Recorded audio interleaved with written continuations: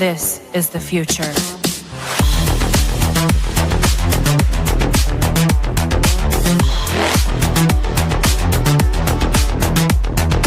Evolution. The Crossing Realms Conference launches September 19th and 20th and will dock in Richmond, Missouri. This is already being called the event of the year, folks, with an unprecedented list of speakers and special guests, 2 days of cryptids, UFOs, and paranormal presentations, along with a celebrity-filled ghost hunt, meet and greet, gallery reading, vendors, and a film screening. This promises to be both educational and fun. Go to Eventbrite.com to secure your tickets and vendor slots before they are all abducted. They're going fast.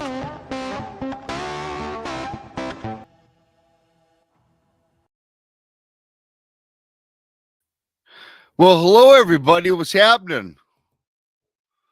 Hey, it's Bigfoot Michigan Rob. It is brunch with Bigfoot Michigan Rob. Thanks for everybody for coming on in. A little special edition for BMR. Brunch with Bigfoot. Usually I'm accompanied by Tex and Brent Thomas, or I have a guest on. Little different. Tex is out at the Dogman Ranch doing some investigations. Brent's on vacation. So good old BMR was thinking, you know, I normally do encounter stories on Fridays. I've been doing that for you guys. So I was trying to figure, because I've never canceled this show except for Thanksgiving. It's every Thursday, 1 o'clock. Actually, a later starting date today because I had some things I had to do. So no worries, no frets there. I want to thank each and every single one of you for coming on in. I appreciate you.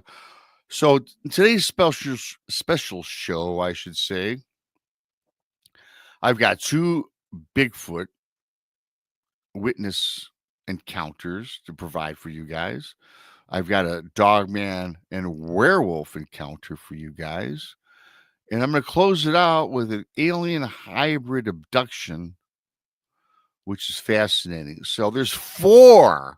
It's going to be a longer show than usual because good old BMR. Oh, I'm getting all my internet equipment tore out, taken out of my house tomorrow. I'm using this new service, and I ran it Tuesday night for the show. It did okay. And then I had some lag. So I said, nope, I got to start all over from scratch. The only reason I'm doing this is because my internet provider, well, they switched. They went to a different company, and my gosh, you guys, it was putrid, not up to my standards. So I'm getting everything tore out tomorrow. They're coming here between 3 and 5, and hopefully that'll be sufficient. Hopefully I'm coming through good for you guys.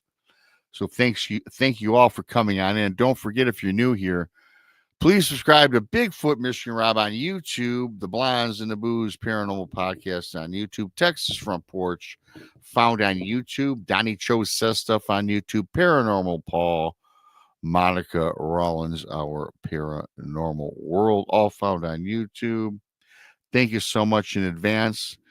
And before I get on with all these cool stories I've got from people over the years, and that's right, you guys that follow me, you all know that I promote and have people send me encounters. Some of them you can find in my books. Oh, which, by the way, is a perfect segue. I want to thank everybody for buying my books. Bigfoot Michigan Rob presents True Cryptid Encounters, Books 1 and Book 2. You can find them on Amazon. All you need to do is type Bigfoot Michigan Rob on your Amazon browser. Those that bought it, thank you in advance. I appreciate you guys. Just leave a review, and thank you so much for that. And BMR is going to be coming out with another book probably around Christmas time. Yes, be my 3rd book, but it's not going to be True Cryptid Encounters. It's going to be about my paranormal experiences. And I got to tell you, it's going to take longer to get out because it's going to be at least 300 or 400 pages long. I just started the process of that, so I'm getting excited about that. So thank you for that in advance. Also, everybody, as you know, we've been promoting the hell out of this lately because I tell you what, like Tex, that was a little Tex's little new intro. The Crossing Realms Conference, September 19th and 20th. That's in Richmond, Missouri. We've got such a great lineup, you guys. Not only do we have a live ghost hunt with a lot of the speakers and guests, but we've got Josh Hurd as a speaker, Heather Mosier, William Lunsford, Lady Ann Celine, Ronald Murphy, Dr. Dean Bertram, Greg Ogles, Frankie and Dan from the Haunted Garage. They're bringing a haunted car. Sir Brian Bowden, Miguel Ramirez from Sasquatch Theory. And we added Martin Groves to our fabulous list of speakers. And we have special guests. Ken Gerhard, Dana Stricker, Brent Thomas, Ryan Edwards, Mike Familiant, Christopher Garantano, Linda Eastburn, David Glidden. Of course, is hosted by Tex. Brandy and Krista will be there. Monica will be there. Paranormal Paul will be there. Donnie Cho will be there. Daniel Diva will be there. Of course, I'll be there. Randy Gilbert and Jason McLean. That's going to be fantastic. And everybody, I must say that use the Eventbrite tag or website when buying your tickets because that's the only one that works. Came across a little problem with certain people trying to access the account. It's a safe account. Go there, but just use our links that we post on our YouTube pages and on Facebook because they're up and running. But no concerns. If you haven't booked your hotels, I recommend you get those because they're booking fast in that area. Again, this is, like Tex said, this is going to be a hell of an event. Our ghost hunt is sold out. However, we will be doing a tour the previous day, I think it is. I don't have any co-hosts today as I'm going to do these stories. But anyways, go check that out. And all the information is provided for you guys. So that's all out of the way. I want to thank everybody for coming in. Don't forget that the Super Chat's open. Great way to help support what we do around here. You're going to become a BMR pirate. Join today. Join the many. Join the few, depending on your point of view. You get a picture of me in the chat room with my bandana. How about that? How about that? Anyways, thank you for everyone for coming in. I see Werewolf, Duke, Bigfoot Radio, Bigfoot Central Radio. Subscribe to Duke if not already. Werewolf, Jackie, Keith, whole bunch of you are coming on in. Again, Mammy. Hello, Mammy J. Who else? Yvette, hi, you Bigfoot Dwarf. Thanks for coming in. Diane Boss, always in the chat room. Thanks, Roger Blair. Scrolling, Judy, Carl Bittner. Boy, oh boy, let's see here. I can't read them all at once here because my eyesight's going. You guys can barely read this. I know it says there's like 40 of you in here. I only mentioned 5 of you. Kyle Smith, Scott M.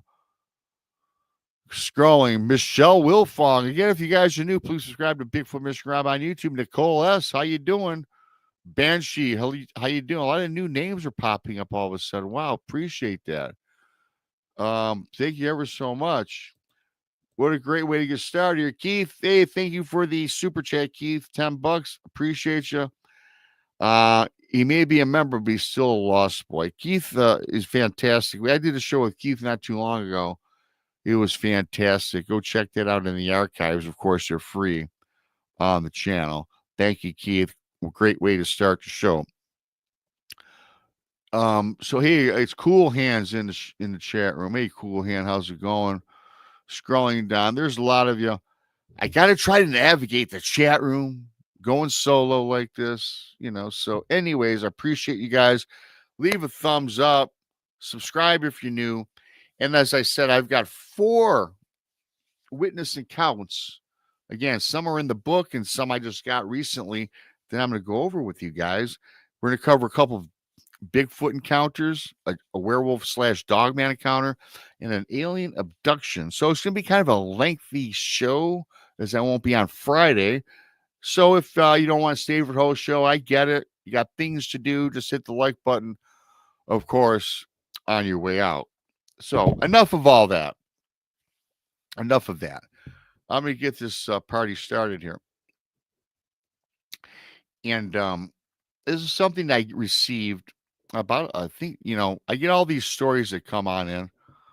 Michelle Wilfong is a new member. Thank you, Michelle, so much for that. I appreciate you. Thank you so much. Love you. Thank you for coming on in.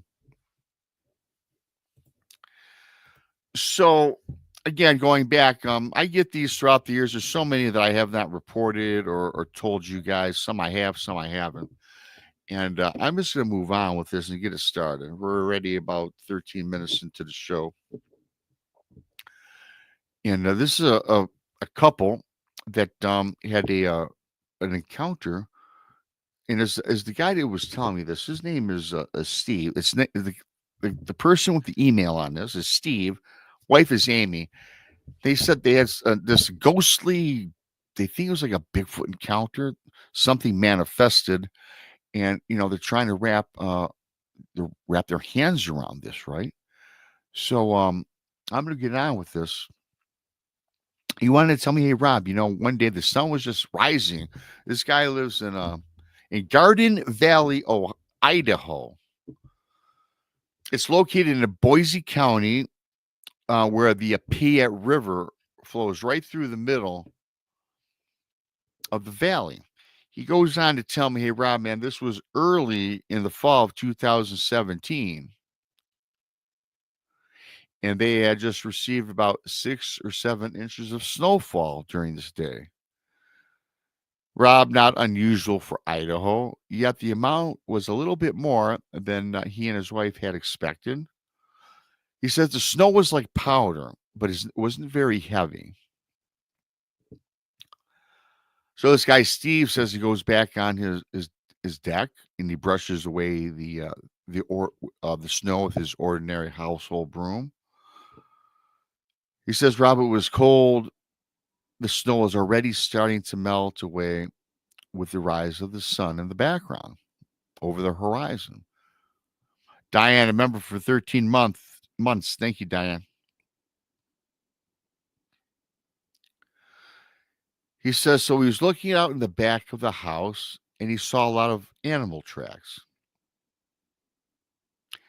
He leaves his back deck to walk to the property and he finds a bear track and he finds a wolf track.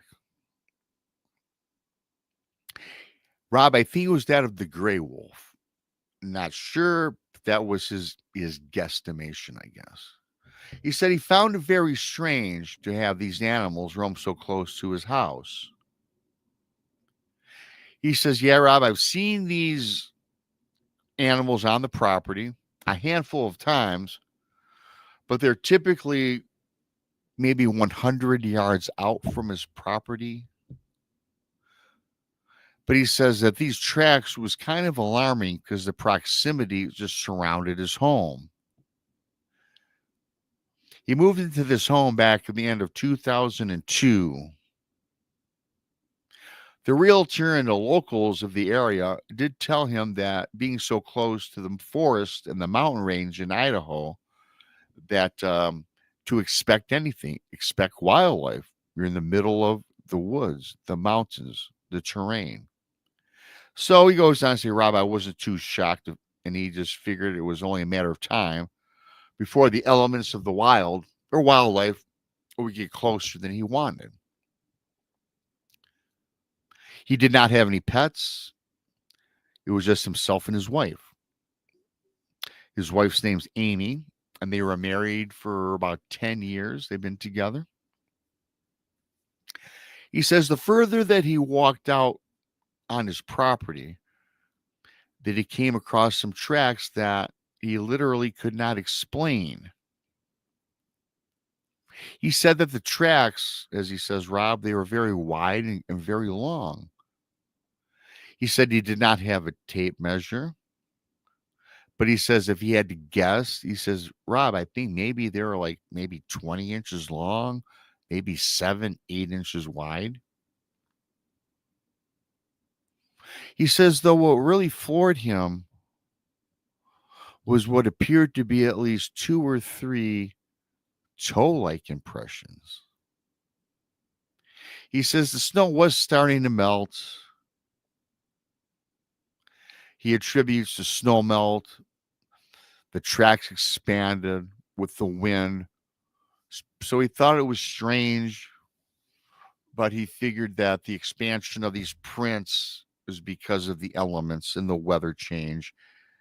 But he just did find it odd.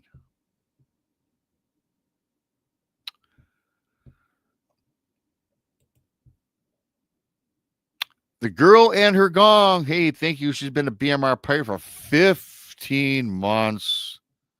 Thank you so much for that, girl and your gong. I appreciate your support.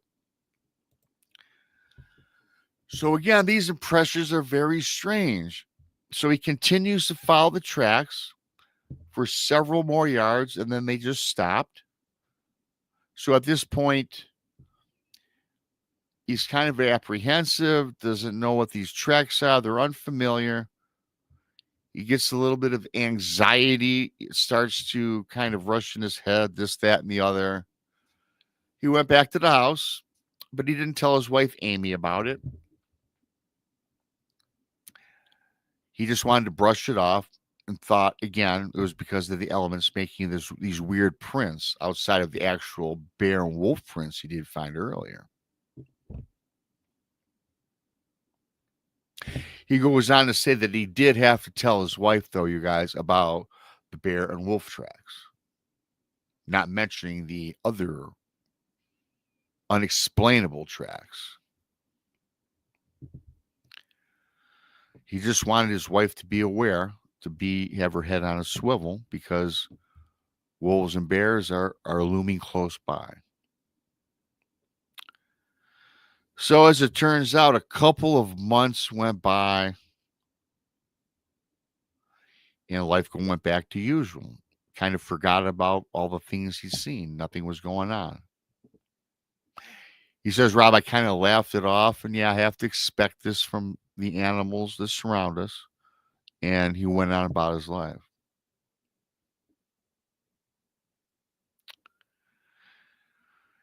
He goes on to say it was kind of unusual, though, because when I saw those other tracks or prints that seem almost kind of human-like with the three toes, very huge and odd, that he says, Rob, at the time I did know and hear about Bigfoot. He says, Rob, he goes, I would have to mention that because I've heard of it, but he was not a believer. And he just went on about his life. He was just relieved that he hasn't seen any other bear tracks or wolf prints in the house since the day of that past morning several months ago. So one morning, a fresh snow started to fall, and Amy and Steve, they went ahead and put on their snowshoes and started to take a walk from their home. He says, Rob, is a light billowy snow, not too terribly cold outside, and they went on a nice, enjoyable trek about their property. They decided to do this because they knew in Idaho that they wouldn't be able to walk in this nice weather because they knew the temperatures would start to fall. So they took advantage of this. Rob, now, as he says, we do have some snowmobiles, and we enjoyed riding the snowmobiles when the walking or hiking was just not feasible because of the depths of the snow. So they're on their walk and from the home. They're not very far from the home when he comes across those, as he says, non-animal footprints seem to appear out of nowhere. They were very fresh. They were very distinctive.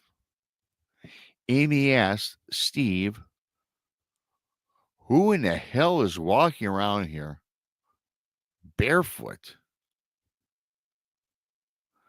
She said, Steve, whoever this is a huge man. And he must be crazy. What's he doing? Amy and Steve, they stop. They look at the tracks. They walk another 20 feet. And suddenly, they stopped.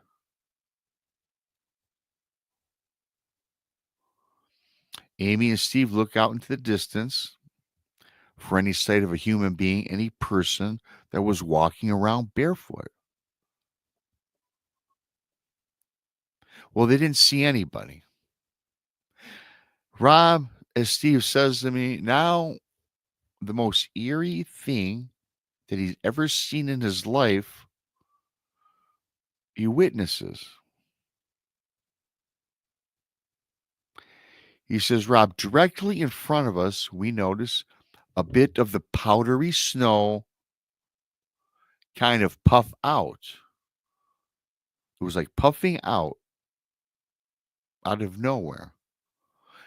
He says, Rob, it was as if a person was walking through the snow causing this disturbance. This kept going on.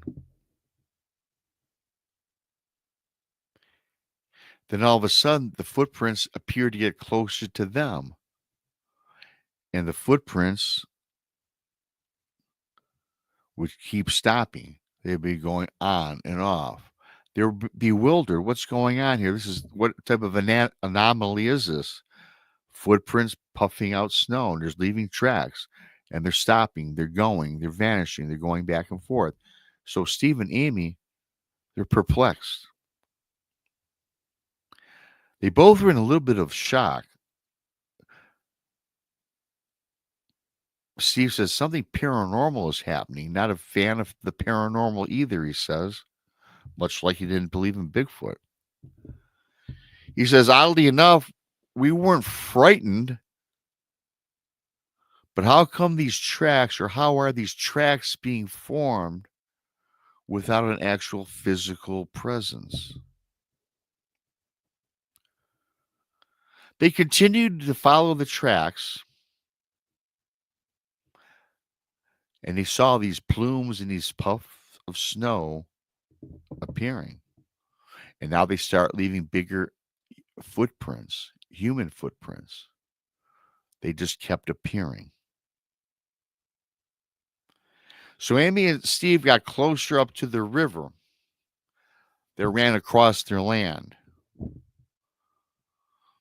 The river was not fully frozen, you guys. It was a bit too early in the season for a freeze.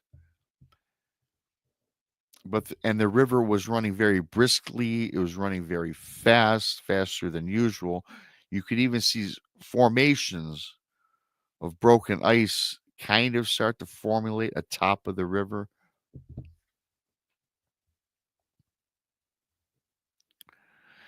Right up at the river's edge is where all these tracks stopped. It ended. Now everybody, the plumes, the puffs coming out, the powdery puffs are coming out, the footprints dissipated, everything goes back to normal. And they look at each other, try to figure out, what are we seeing here?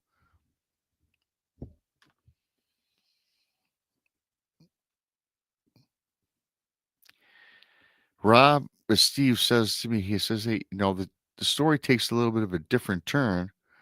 He says, because at the other side of the river, now the tracks stop at the river in front of them.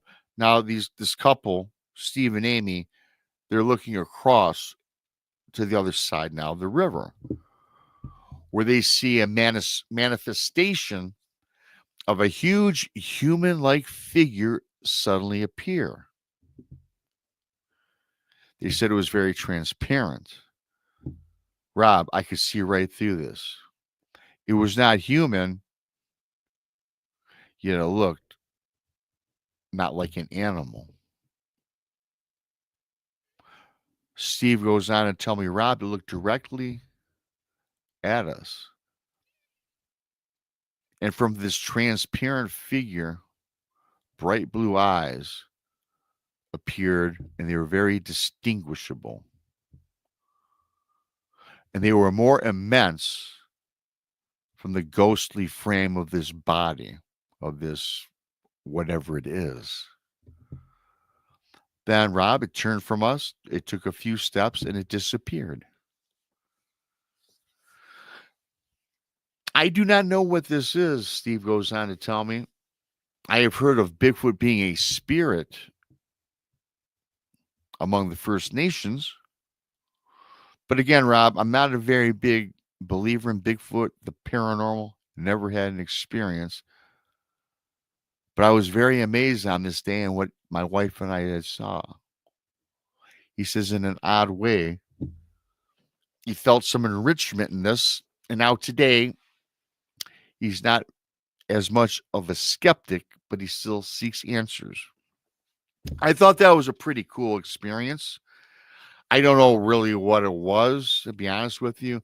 I can't imagine walking a track or walking on your property and all of a sudden seeing tracks appear in front of you and there's nothing physical there.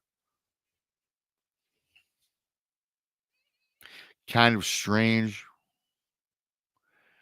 Was there a physical presence that was camouflaged?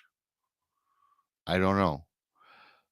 I thank you, Steve, for sending that on in. I found it very interesting. Something to, as my buddy Barry would say, food for thought on that one. Give me a comment later after the show. Give me your thoughts. I can't really read the chat, but thanks for everybody for coming in today. Hey, Freaky Geek, I see you hanging out. This is another Bigfoot one. This comes from New York State Forest, or from the state of New York, excuse me, the state of New York. This guy sends me in. His name is Frank. His wife's Julie. They have a kid named Tim. And he says, Rob, this was a frightful day. This takes place, he tells me, on October 27th. He says the year was 2011. Goes on to say his name's Frank. His wife's Julie. And he says they had quite this event while they're sitting out on their back porch one evening, or whenever this was. Rob, our property is about 3 acres, and it backs up to the forest. Again, this is in upstate New York. Rob, my house is very quaint. Julie and himself, they were watching the several deer graze about 20 yards outside the wood line to the back of their home. Says when all of a sudden, something running on all fours came blazing from the tree line.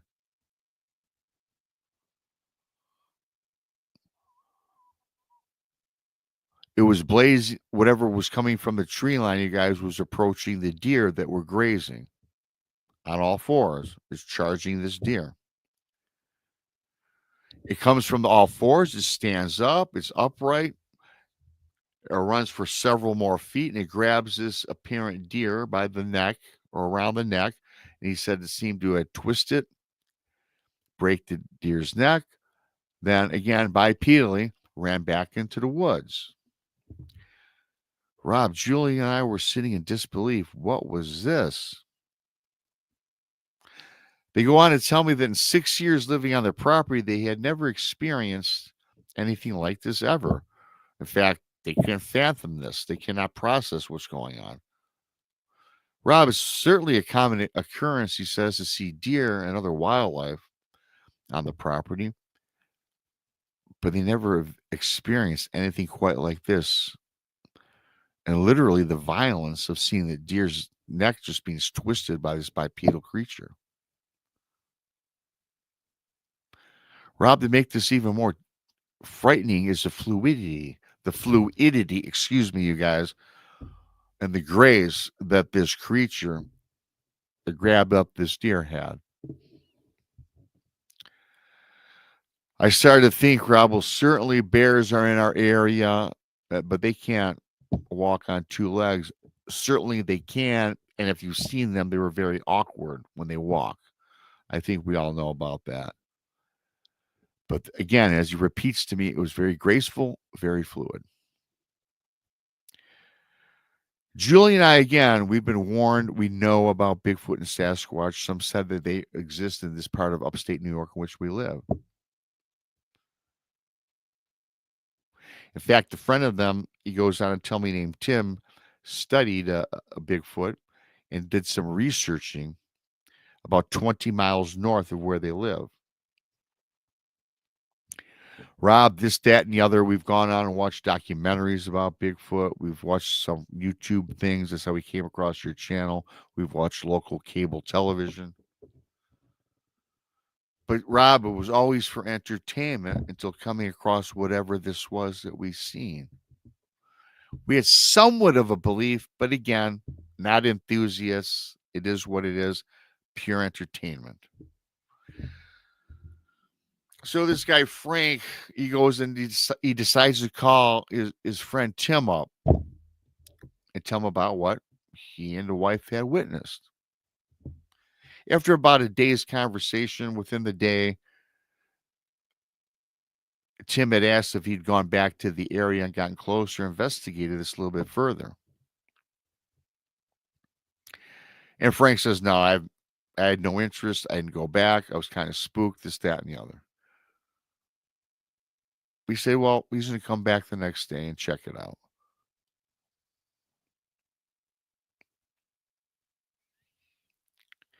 So Tim comes by the house maybe the next day or several days later. Rob is probably around 3:00. And they walked out to the area that was in question where they had seen this, whatever this was.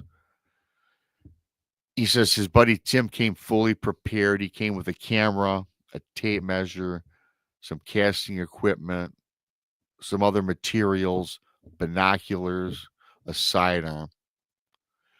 He was very excited, this guy Tim, his buddy Tim, to go out and investigate on his property and go out and venture into the woods.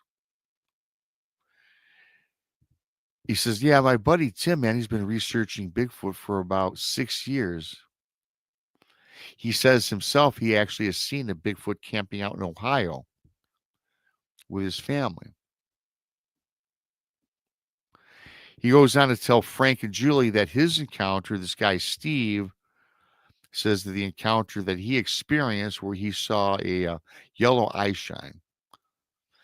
And the eye shine had hovered maybe about 8 feet above the ground with a shadow cast from the woods that took a shape of a bipedal hominid, as he says. So this guy Tim says since that day, he had been immersed in the subject of Bigfoot and had gone on several expeditions himself with other parties and had gone out in the woods himself. Tim was stoked. He wants to go out and check this property and look for what allegedly his buddy told him and the wife.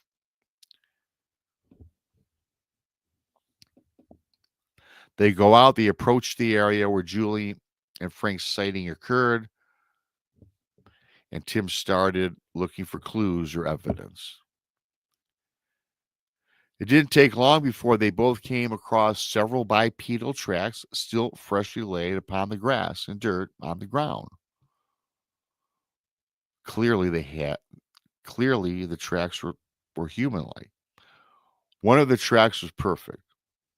It was clearly outlined, as he says to me, on the ground with a track with the perfect arrangement of 5 toes in an immense foot track, or footprint, I should say. Tim, with his measuring device, his measuring instrument, says it measured about 19 inches long and almost 6 inches wide. There were other tracks around this, but they weren't very prominent. Tim exclaims out to his buddy Frank, "You have Bigfoot." This guy Tim is like a giddy kid.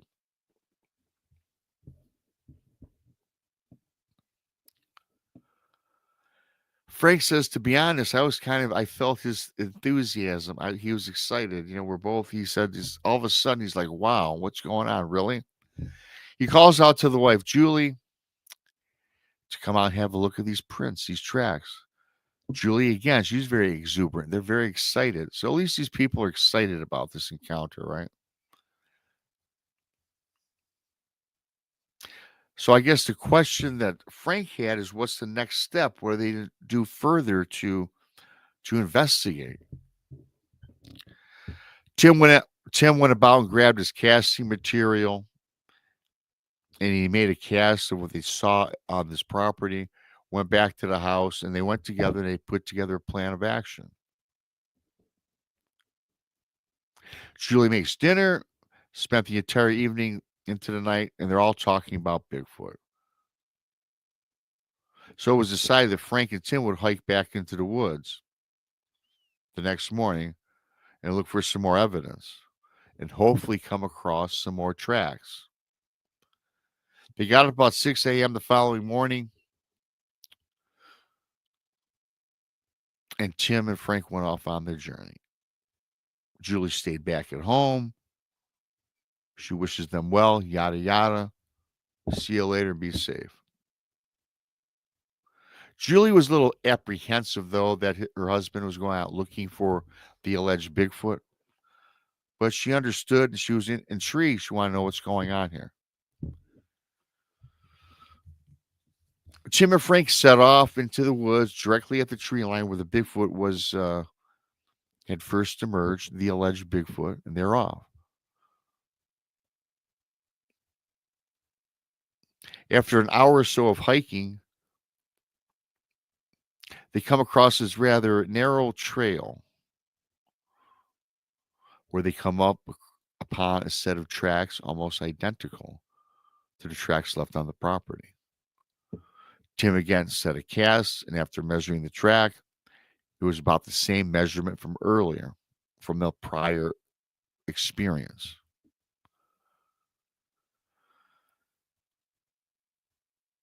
Frank is saying, yeah, he thinks now he does. To him, that was all the evidence he needed. He had some sort of Bigfoot in the area. They they ventured several more miles out into the forest. And now they hear a wood knock. He goes on to say that the wood knock or whatever this was extremely loud, and it reminded him of a baseball game where the batter smacks a home run, where you hear the crack of the baseball hit the wood of the bat. It kind of reminded him of that. They stop, they listen, they observe.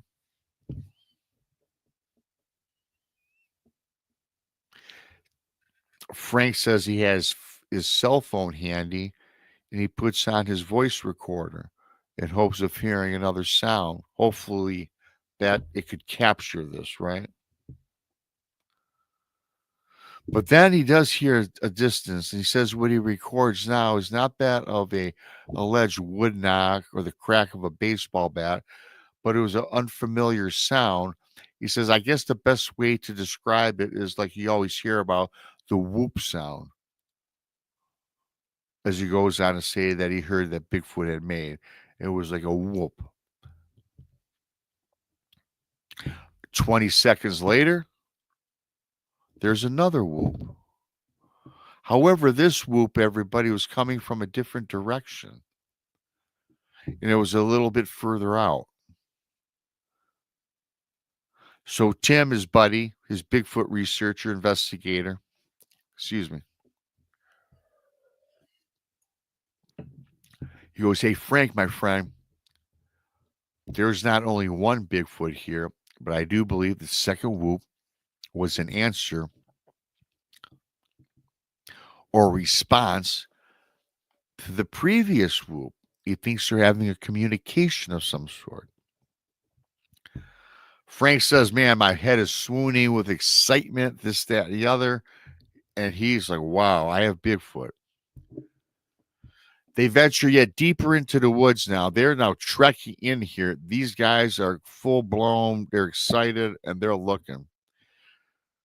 They said within a half hour, they came across a huge X structure in the woods. He says the trees were uprooted and the roots, the bulbs crossed each other at the top of the X.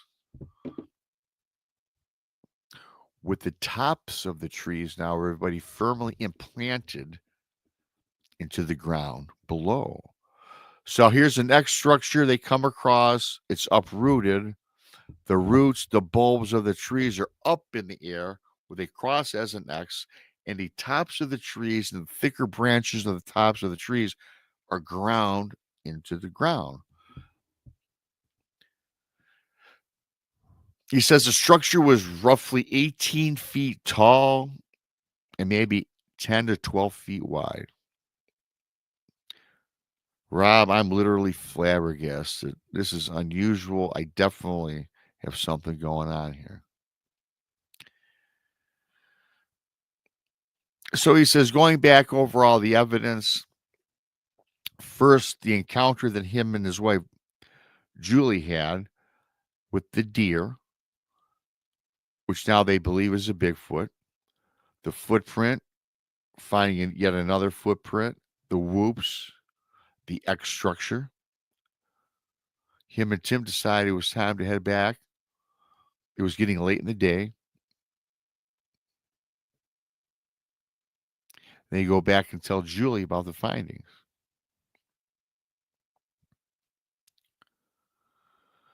Rob, I must tell you, since this experience, Julie and I have joined Tim in his investigations, and they become researchers or they dabble into this very more because they want to find out more. Rob, as far as this story goes on, he goes to tell me, I've never again had any experiences, no tracks, no whoops, nothing.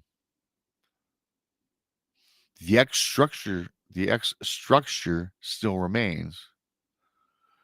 He goes, my wife and I, along with Tim, are dedicated to finding out more about the Bigfoot creature, the elusive creature, and it's added a new chapter to his life. And that's where he ends it. And again, you guys, the stories I get in, they're all, I mean, this is data. I mean, is this the most profound story you've ever heard? Is it exciting? Yeah, but I got to tell you what, if you guys know me by now, when I tell somebody's encounter that has the time to send it in, I like to put it out with their permission. If they don't want to come on the show and tell it. And, maybe this was, ordinary, but I don't think there's any ordinary about tracks, whoops, X structures. And so, yeah, some of these are just data. It's just something that we all have to take into account. You know, I, People say, Rob, why did you do a Bigfoot crossing the road? Boring. Well, to me, it's not boring. None of these are boring because there's data, and the more and more, and a lot of these encounters reflect upon each other. A lot of them are very similar. I thought that was kind of a thousand encounter. They got something going on there. I've got so I hope you like that one. If you're new here, please subscribe to Bigfoot Mr. Rob on YouTube. Give me a thumbs up if you would. If you didn't like it, give me a thumbs down. I got two more. I got a werewolf dogman type encounter to go over with you guys. And then my last one is going to be an alien abduction that I got from somebody, which actually says they were allegedly abducted by an alien and has hybrid children. And this other one, you guys, I'm going to tell you, for those of you with a weak of heart, I must say there's something in this that I kind of got to me a little bit, tugged at my heart a little bit. I'm going to do that in a few minutes. But you know what I got to do? I'm not going to lie to you guys. I got two more left, and I got to get up for a second because I have to use the facilities. I'm transparent. I'm telling you what I need to do. I'll be right back. I'll be back about 45 seconds. Please give me a like, a thumbs up. Let me know what you think. Leave a comment. BMR will be back for two more stories in a minute.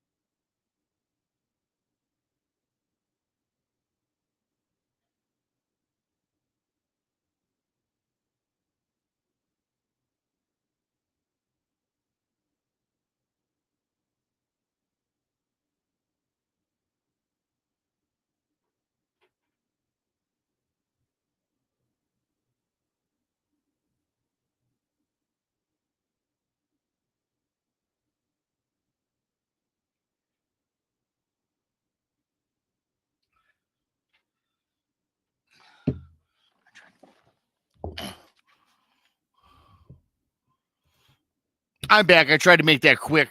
I should maybe play some music if I ever have to do that. I want to thank everybody for coming on in today. So yeah, I just did 2 Bigfoot stories, encounters I got. Hope you liked them. You know, they were okay, I guess. But again, I don't judge anybody's stories. Some are more exciting than others, but for me, this whole genre is exciting because people are coming across things that we can't perceive. Much like what I saw, I couldn't perceive that, and so everybody's encounter is unique and is different. Whether they're believable or not, I don't know because my encounter for gosh sakes is kind of out there, and I don't judge anybody or pass judgment. This is the free zone to come on in. I appreciate everybody for coming in. And hello to everybody. I appreciate it. Hit that like button if you would. Subscribe if you're new. Hey, Roger. Hey, John. How you doing? Diane, Keith, Yvette. I can barely read this. The Gone Girl. Hi, Gone Girl. Good to see you once again. Werewolf. Most of the same people are in here. I appreciate you guys for coming on in. So I got 2 more for you here today.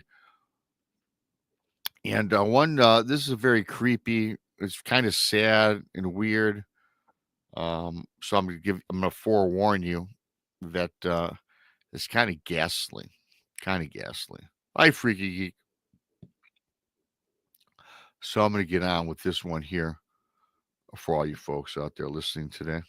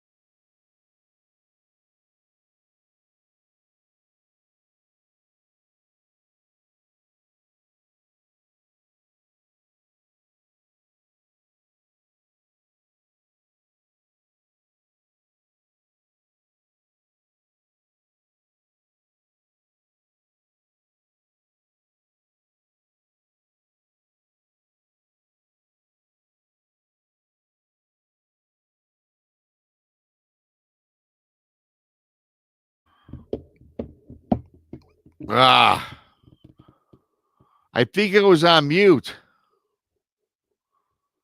I don't know. I think I was on mute for a minute there, you guys. I'm sorry about that. I don't know where I left off. I don't know why I do that. I apologize, you guys. I was wondering why some people trickled out of here. I don't know how long that was. I got to edit it, but this is a live show. I apologize. Um. Anyways, let's start over. Where was I? I gotta remember now. Ah, I apologize. So anyway, here's this guy. He's got this place he lives. This is called the Appalachian Beast. I think it's a story as it unfolds. It's a very creepy story, and just bear with me here. He goes on to say that he had a rather sizable lot, a quarter acre of property that he always looked forward to cutting his grass. He was an outdoorsman. He loved doing his maintenance around the house. He lived in the Hudson Valley. The Appalachian mountain range was in his background. He bought it back in the 1980s.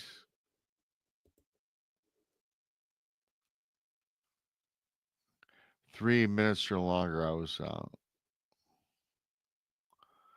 All right, anyways, Appalachian Mountains in the backdrop. Bought the house in 1980s.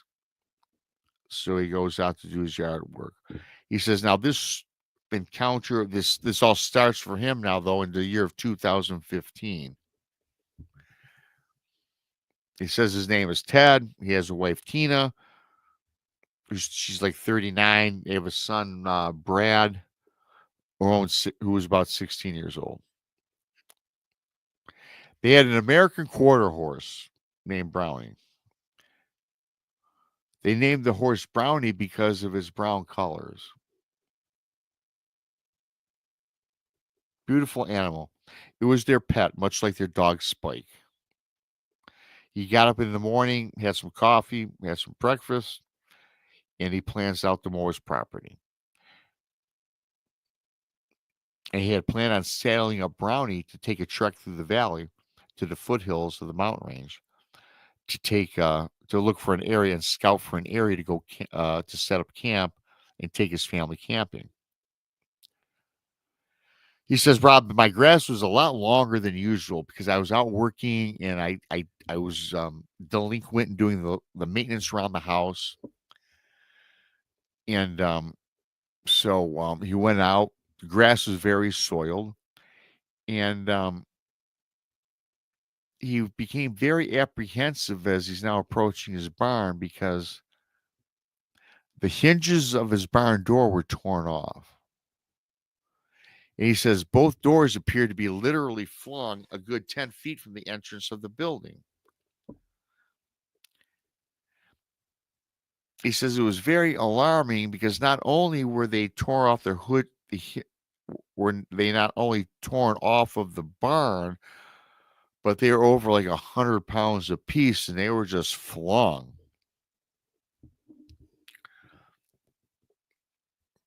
Rob, this took tremendous force. He says it was a very calm day. There was no high winds. There were no storms in the area from the prior night. His heart is pounding as he is closer and closer to his barn. He immediately, everybody, is worried for his horse Brownie, his beloved horse Brownie, the 4-year-old American quarter horse. He knew that Brownie would not venture far from the barn. He was extremely nervous. Upon getting up to the barn and looking inside, Brownie was not in sight. Rob, a pit swelled inside of my body. He immediately runs out of the barn and he's calling out for his horse. Nowhere to be found.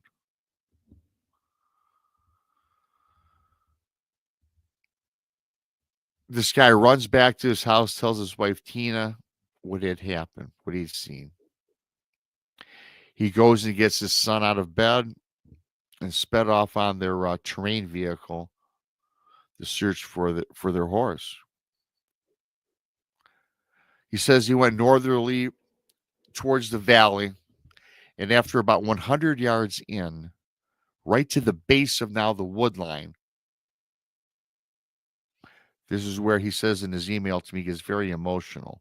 And you guys, this is sad. He says, Rob, in fact, when I write this, I'm reading this part here. He says, Rob, I'm writing this email is where I get very emotional.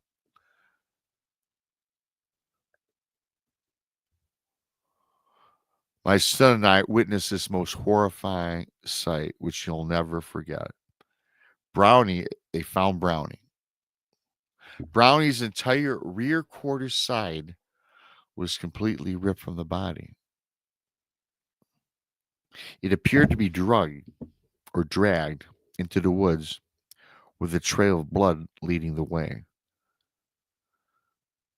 The rest of the body they found it ripped open with all the entrails gone. They were eaten or they were removed.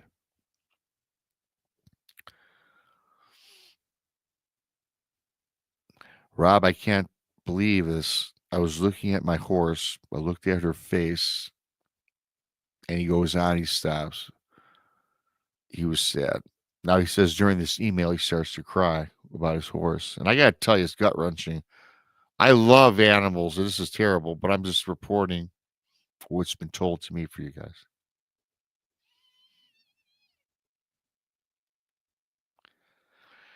Rob, this effect on my son was terrible. This, that, and the other. And he says, this is where I'm going to start with that part of my horse. His son's name is Brad. They find the horse, Brownie, and they go back home. I'm thinking about how they want to bury their horse. And they want to go back and investigate for some clues, right? And of course, they have to tell Tina, the wife.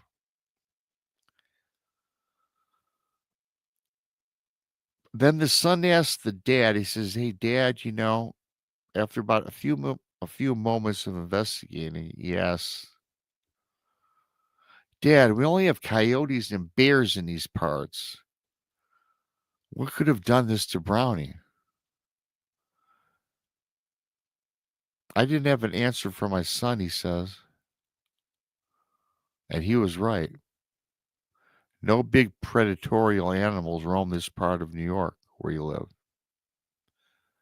Something like a grizzly bear or a pack of wolves perhaps could do such a thing. But again, there are none in these parts. Rob, we have no mountain lions. And certainly a pack of coyotes couldn't have done this, at least to his recollection or what he was thinking. He says something with opposable thumbs had to be involved in this, the way the door hinges, where the doors were ripped off the hinges. A bear's not going to do that. A wolf's not going to do that. Something he had to grip it, grab it, and rip it off of the barn.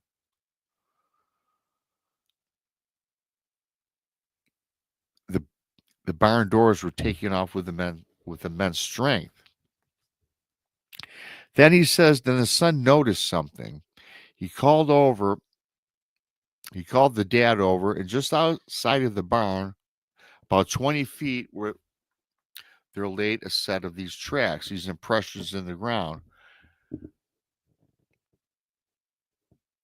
And the tracks were very visible. And again, as I mentioned earlier, it was wet grass, it was dewy, and these prints were very much enhanced.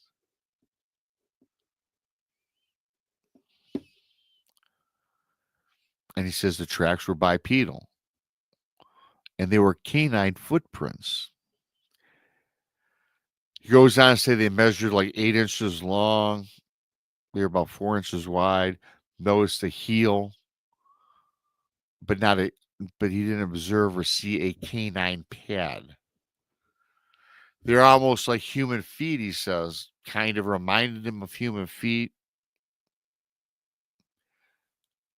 And there's a sets of like flanges, 4 flanges that extended outwards.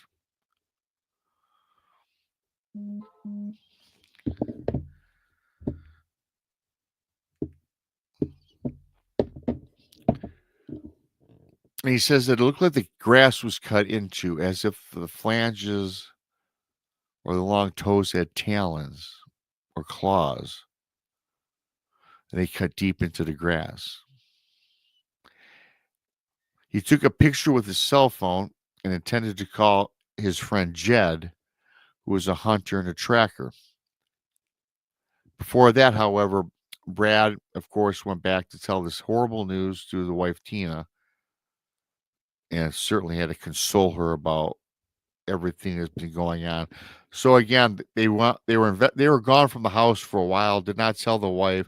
They found Brownie. They looked around, saw these wolf-like tracks. The doors taken off the hinges.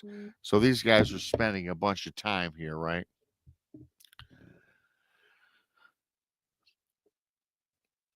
So he calls his friend Jed, who's his tracker, this hunter, whatever he is.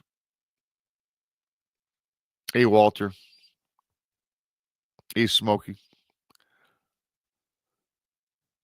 So Jed got to his home the next day about 8 o'clock in the morning,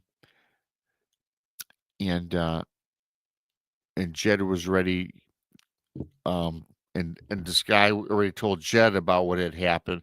So this guy Jed goes on to tell him this story about what he knows about cryptids and this, that, and the other. He goes, Rob, I want to punch my friend in the face after what he had to tell me.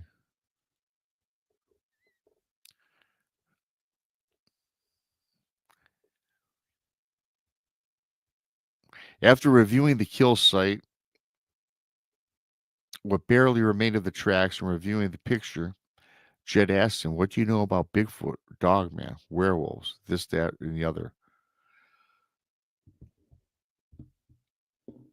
So Ted says, Dogman and werewolves, what are you talking about?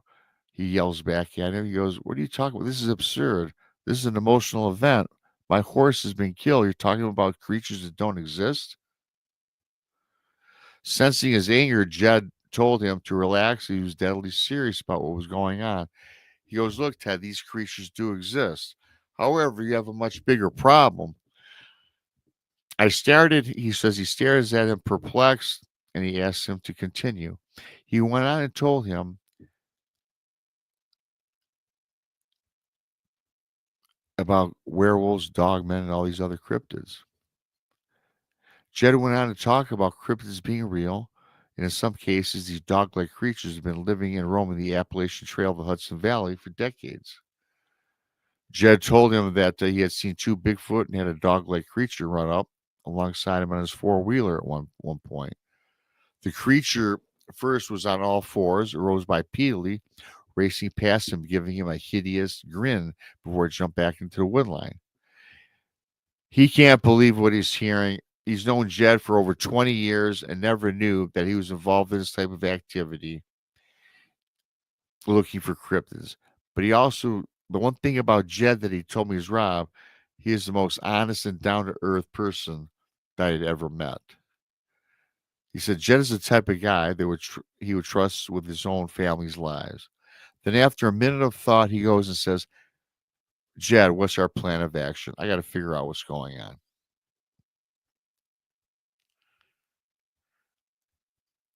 A week later, they packed up 2 mules they had on the property, and they decided to camp at the foothills of the mountains. They firmly got entrenched in a meadow with a perfect 360-degree view from all sides of the campsite. They brought plenty of food with them, water, ammunition, rifle, shotgun, so on and so forth. Ted says if what Jed told me was true along about this dog man, these creatures, he wanted to be armed. He wanted to be prepared.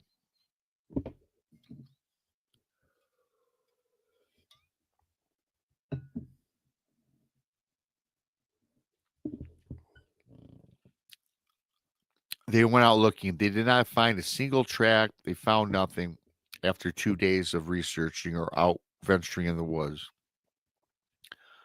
Ted started to get discouraged and wondered just what they were doing out in the woods. Looking for dogman, looking for werewolves, he says.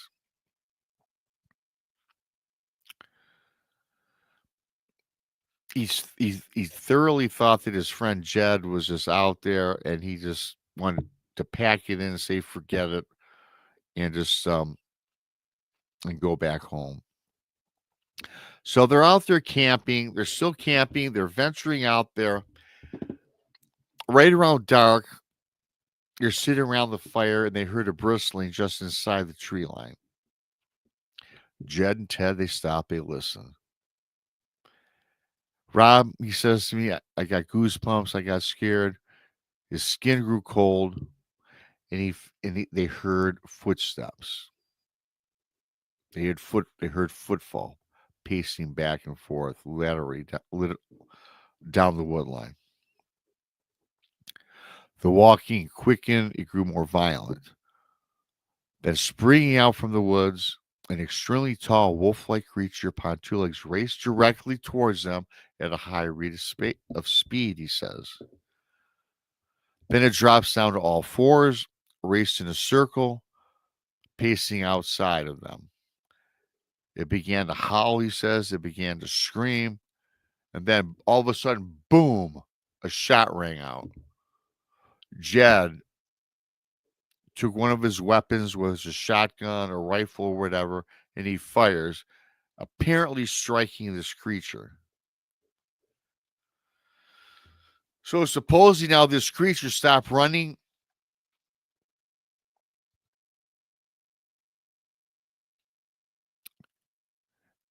and it looks back. And it doesn't look back at Jed, but it looks back at Ted. And he says, Rob, it looks just like a creature from the movies. He goes, I guess a wolf. I don't know. I'm stunned. I can't explain what this is. And then, bam, another blast came from Jed's rifle.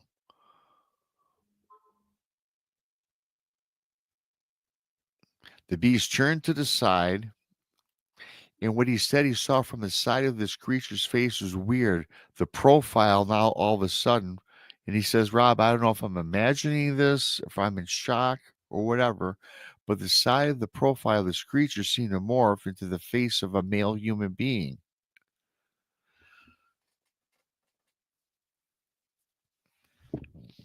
First of all, you guys, thanks for coming in. I was off track when I was muted myself. I kind of lost my train of thought. So if I'm running all over the place, I'm kind of bad. I apologize because my quality. I was just thrown off. So I'm just sincerely telling you guys I'm sorry because I lost my train of thought. So anyway, they find this creature. It morphs. It has a human-looking face on the side, and it takes off or whatever. Morphs into a human being. This wolf-like creature, okay? He says that the human profile only lasted for a few seconds before it dropped to all fours again and raced back into the woods. Jed and Ted, they look at each other. And Jed says to his buddy, Ted, do you believe me now that these cryptid creatures exist? Jed says, I did not have to. He said, I look back at Jed. I didn't answer because he knew that he was a believer. So he goes on to say that he didn't sleep an entire week that night. The daylight broke over the horizon. They examined the huge wolf tracks displayed all about the camp. And what they found that was unusual, he goes on to say. after apparently shooting this creature, they expected to find blood, but they didn't find a drop of blood. They followed the tracks back to the tree line where it turned from quadruped to biped, so on and so forth, and again, no blood.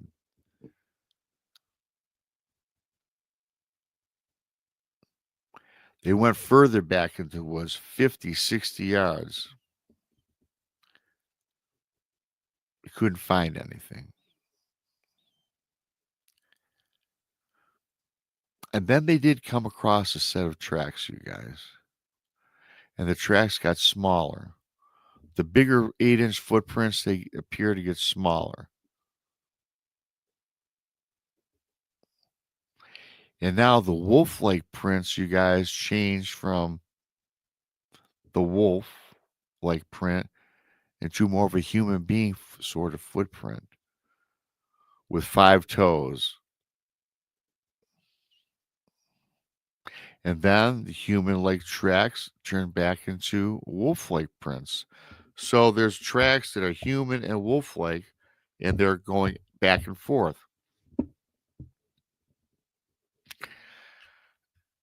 Tez says, Rob, I broke down. I cried. What's going on here? I have no idea what's going on. He's confused.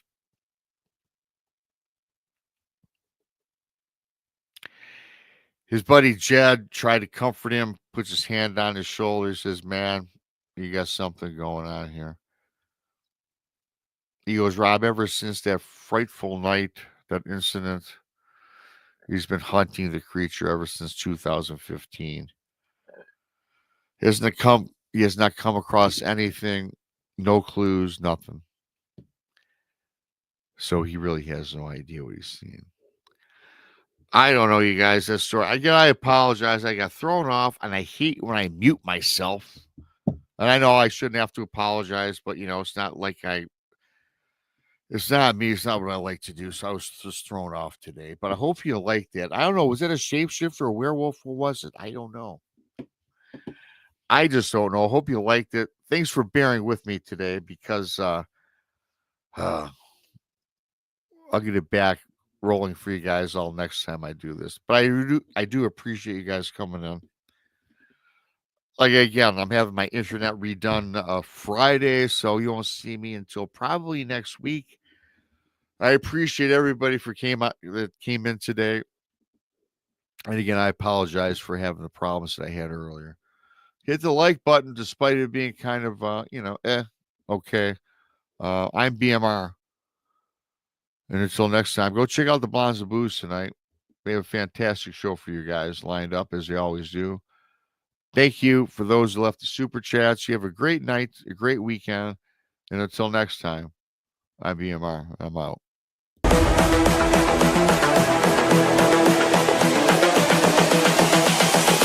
This is the future.